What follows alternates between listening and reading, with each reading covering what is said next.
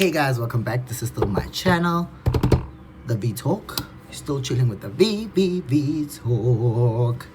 I'm back with yet another video. Yes, it's soon because you guys requested for me to have a part 2. So I thought, let me deliver.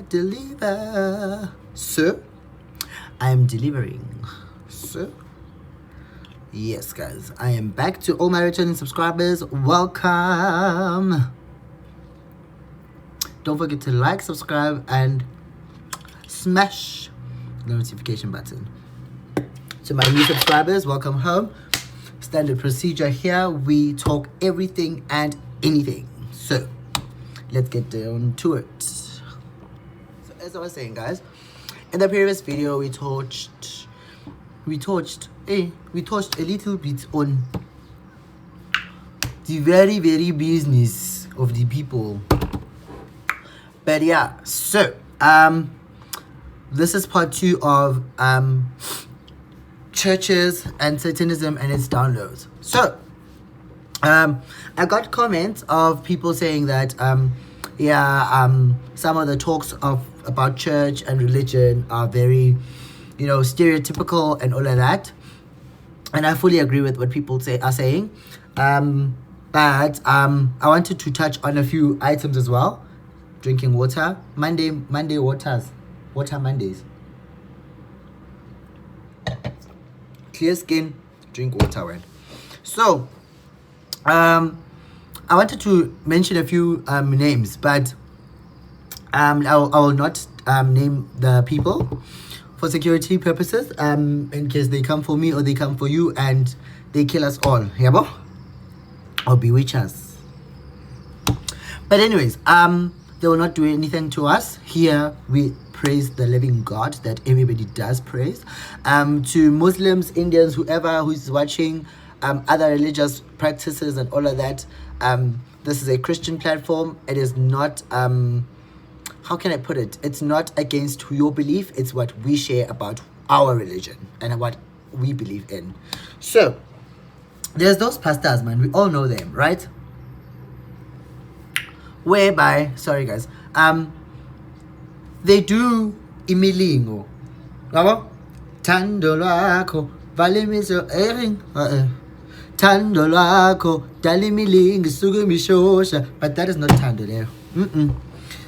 We had in the previous years, like I think 3 years and back, counting 3 years from now, we had your pastor what we'll call them Pastor B, we'll call them Pastor O, we'll call them Pastor Z, Pastor M. Well, I'll not mention names, and I'm not mentioning names, just a disclaimer. We're one pastor out of all the ones that I've quoted, one of them. And I remember the story whereby one of them was making people drink or pepper spraying them with doom, saying that it heals or takes out the demons. Now, be careful of these things, guys. It is dangerous. It is very, very bombastical. Imagine doom. If it kills insects and now you have it sprayed into your mouth, what does it do to you, brother or sister? Talk to me. Who in the hell allows that to be done to them? The other one was making people eat snakes, grasses, and they must eat grass. Did I just say grasses? Yeah. The other one was making people badle ama locusts, grasshoppers. Then there was those stories, the girl stories. You know them, bus, where girls were molested with false consent, that their parents knew about what was going on, but they didn't know. Oh well, they did know, but it was like a front story. Like I remember there was a story that the girls are going on a singing camp, and they are going to, from the camp, they're gonna go to competitions for the church and all of that. Until this one day when more guy, the pastor appeared in church near the magistrates. Freaky, right? But agunani, guys, and these things were happening, and these things are still happening in our churches. The other one, there was rumors that no, kunabantu Satanism, amantombazana bayathunywa, girls are sent from are taken to church, and there's this sacred room in the specific particular church where they cut people in halves and put them in a bathtub as sacrifice, right? Now, who the hell decided to do that? And what demon is this one? What counter is this one? What encounter is this one? My God. Ah, God.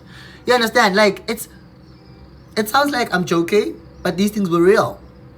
And there was a radio station, I remember, was it Theta FM? Yeah. I hope they do not, do anything to me. But they were broadcasting these things on radio, and we would listen to them on Sunday. I remember they used to air on Sunday, I think at 9 till around 12. Maybe it was a horror themed radio station, whatever. I don't know. I don't care.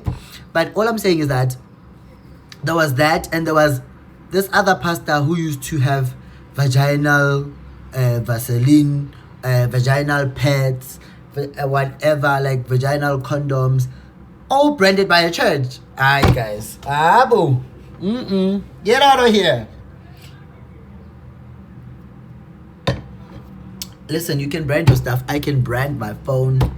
I can brand glasses. I can brand mugs, pots, all the things in the world. But when it comes to sanitary things, sanitary items, I do not suggest you do stuff like that, because then it holds a name, and if anything happens, anything bad happens, then we hold you accountable. Now, look at the country, our country, the country that we live in. The things and how they take things seriously, and how they don't take things seriously. So these alleged churches would do these things, but nobody would open a case. Not until somebody had said, this is BS, this is bullshit. I will not. I remember when the court case was aired on TV, and one of the girls was like, hey, this guy was doing this and this guy was doing that. Where's the case now? Understand? Like, is the man arrested? Is the man still working free doing these things? We don't know. But fact of the matter is, we have churches in South Africa, or maybe out there in Africa as well, where people are doing these nasty things, and we as people allow them. Because the minute you give money to somebody to thrive in their evilness, you allow it. I remember one of the stories was this girl would take they would go to a certain like four-way stop or a circle, and they would pour something like magical powder, and cars would crash, and if people die there, they'd come at night and come and fetch them. Where are you taking the people? Where to? Whose fridge? You have a mortuary, you? Huh? You own a funeral parlor. But that won't happen. I remember this other one.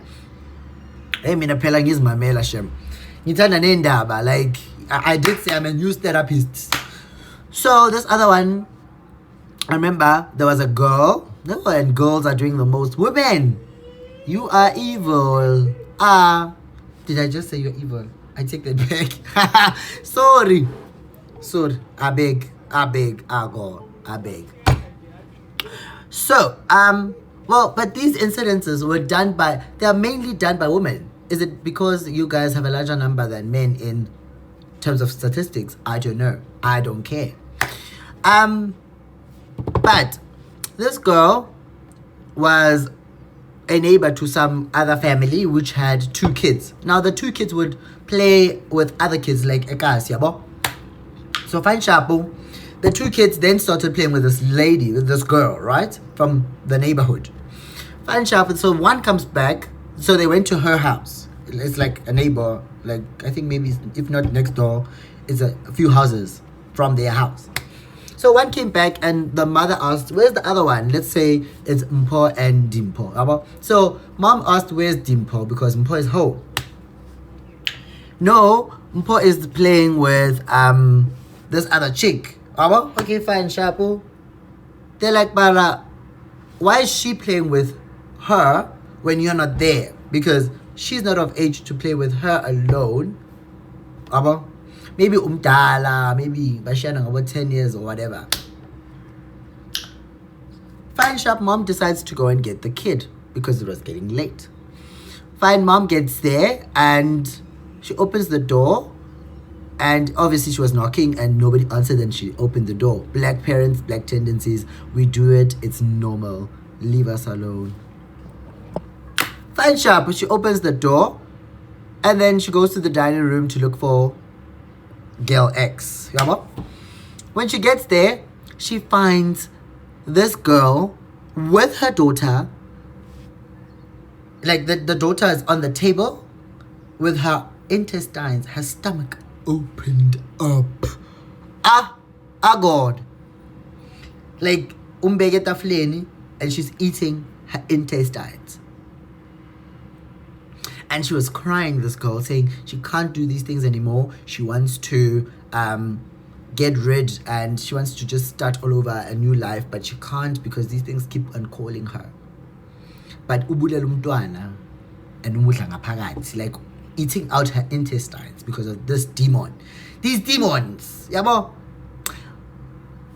It's kind of scary and it will sound like it's fiction, but trust you me, I've heard of these stories and I've been told a lot of stories whereby some practices, like I remember there's another church which practices that when a baby is born, they spiritually throw a baby on a wall, and if the baby goes through the wall, the baby is the witch. But if the baby bounces back from the wall and falls down spiritually in spiritual realms and stuff, then the baby is pure and will not do things of witchcraft. I do not know the church. Do not ask me in the comment section. I will not have the answer because I do not know it, because I'm not the witch. But all I'm saying is that these churches are there, guys, and people are they're stereotypical when it comes to these things. Abanye bati, there's like a church whereby they believe if you don't do a certain thing, then you must be chased out of the church. Some churches don't even like homosexuals. Like, God, like if you're watching Idols, for instance, let's say Idol South Africa, right?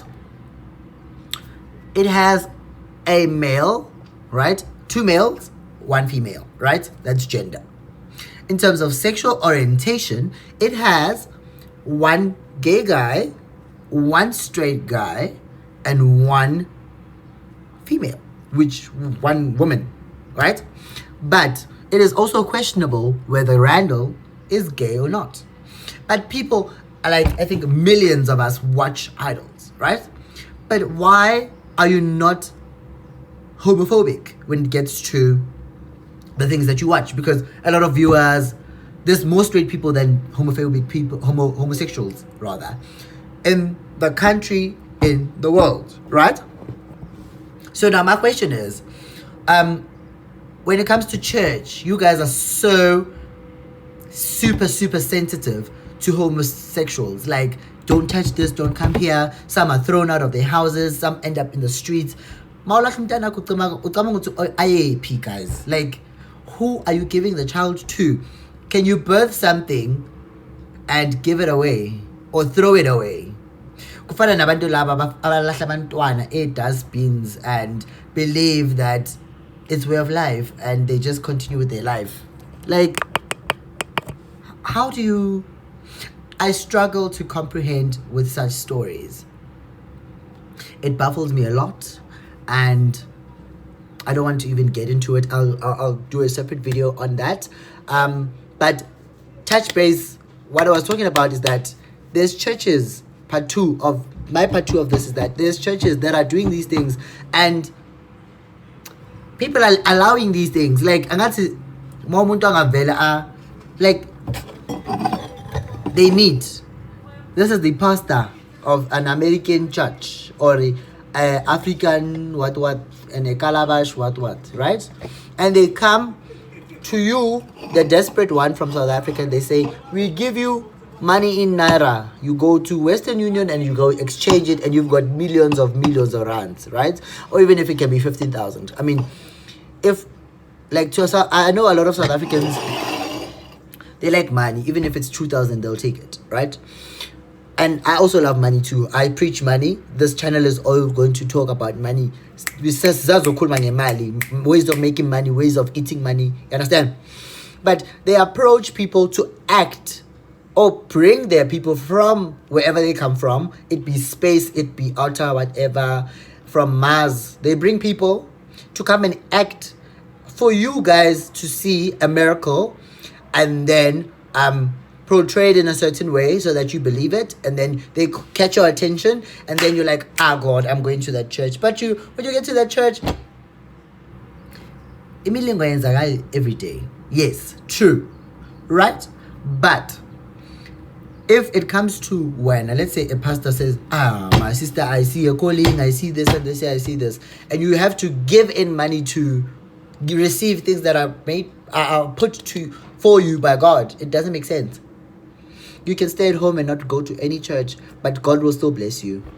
Why does God bless people who go to taverns and drink and still praise Him? Sense? My point is, right? Like, God. Like, I'm so full of emotions when I get to talk about this. But one of the things is that, remember that guy who was allegedly brought alive because there was the spiritual what and they prayed and then a man rose up, right? Remember last year or 2 years back. Where is he now? Is he a resident of South Africa? Is he a civilian in any country? Is he still walking alive? Because I bet you what, the guy who was the man rather that was brought to life from the Bible was still alive and lived a life, right? Until he died of natural causes. But where's this one? Was he declared dead? Or is he still alive? Nobody knows. So, I think I've talked about what needs to be addressed. Be careful, guys. Do not be scammed. I'm not going to be rather scam the person. You're clever. Do not allow it. I beg, guys. I beg, Shem. Do not allow it to be scammed. I mean, have you noticed how a lot of foreign people, or a fraction of foreign people, that take advantage of us South Africans just because we don't think? Medulla oblongata, I don't know, black people, medulla oblongata, and medulla is somewhere here, but we move. Use your brains, guys. Like, think for once. I mean, we're